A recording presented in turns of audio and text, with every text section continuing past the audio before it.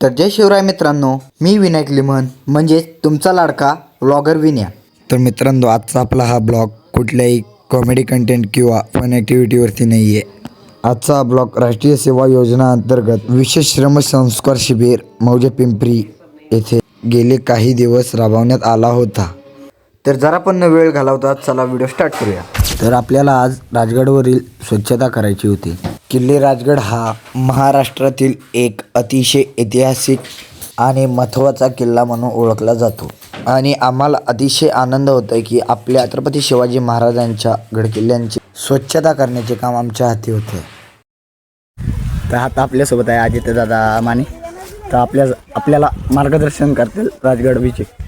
आज आम्ही गड संवर्धन करण्यासाठी राजगड येथे आलो आहोत आणि विशेष असं आम्ही गड संवर्धनासाठी येतोच मुलांमध्ये, पण विशेष असं आहे की आज आम्ही PhD मास्टर केलेल्या शिक्षकांबरोबर त्या निसर्गाची माहिती, बायोलॉजिकल माहिती घेत आम्ही पुढे चाललो आहे। आणि वरती जाऊन आम्ही गड संवर्धन करणार आहे। जसं वरती कचरा खूप झालेला असेल तो उचलणार आहे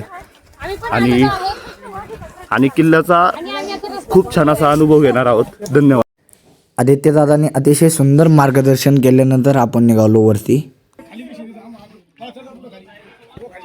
चल बाबा तू तर या का साईडला थांब, थांबा तिथेच, त्यांच्याकडे बॅग आहे, जरा थांबा 2 मिनिटं। हळूहळूचा माझा हात द्यायचा, हा देतो। आता आपण चोरदार रोजे कसे तिथून हा भुहेरी मार्ग आहे। आपण इथून या पिंपरी या गावामध्ये जातो। वरतून इथं ट्रॅक आहे, ट्रॅक आहे। मग आलो आपण मित्रांनो पद्मावती देवीच्या मंदिराकडे।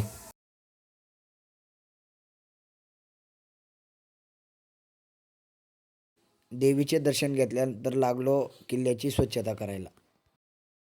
जवळजवळ मित्रांनो 150 किलो कचरा गडावरतून गोळा केला आम्ही। एवढा कचरा गोळा करणं काय मित्रांनो सोपी गोष्ट नाही। सांगण्याचं तात्पर्य एवढंच आहे की तुम्ही गडकिल्ले फिरायला येता, मात्र जो आपण आपल्या सोबत कचरा घेऊन येतो तो आपण सोबत नेला पाहिजे, जेणेकरून आपले गडकिल्ले स्वच्छ राहतील। कचरा गोळा करून झाल्यानंतर आम्ही सगळी जण बसलो जेवण करण्यासाठी। जेवण झाल्यानंतर आम्ही उतरायला घेतला किल्ला। भेटूयात मित्रांनो पुढच्या ब्लॉगमध्ये। अशाच भन्नाट व्हिडिओसाठी फॉलो नक्की करा आपलाच ब्लॉगर विन्या। धन्यवाद।